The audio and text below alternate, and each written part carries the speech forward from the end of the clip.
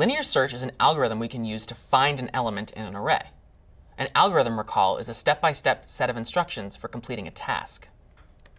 The linear search algorithm works as follows.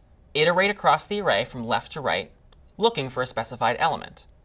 In pseudocode, it's just a more distilled version of this sentence, if the first element is what you're looking for, you can stop.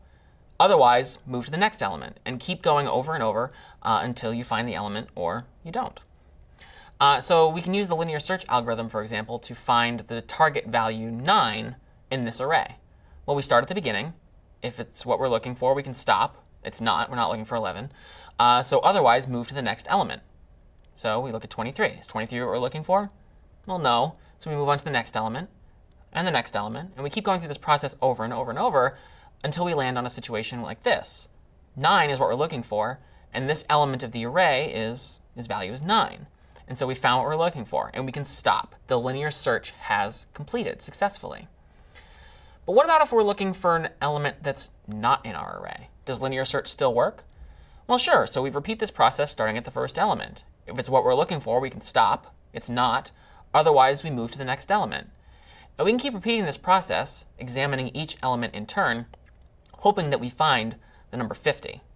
But we won't know if we found the number 50 or if we didn't until we've stepped over every single element of the array.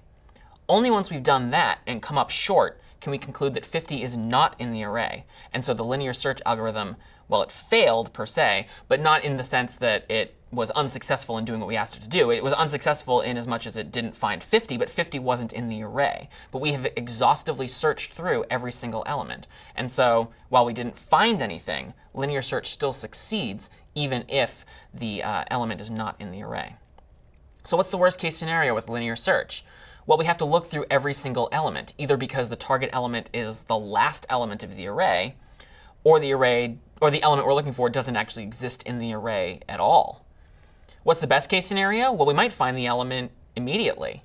And how many elements do we then have to look at in the best case if we're looking for it and we find it at the very beginning? We can stop immediately.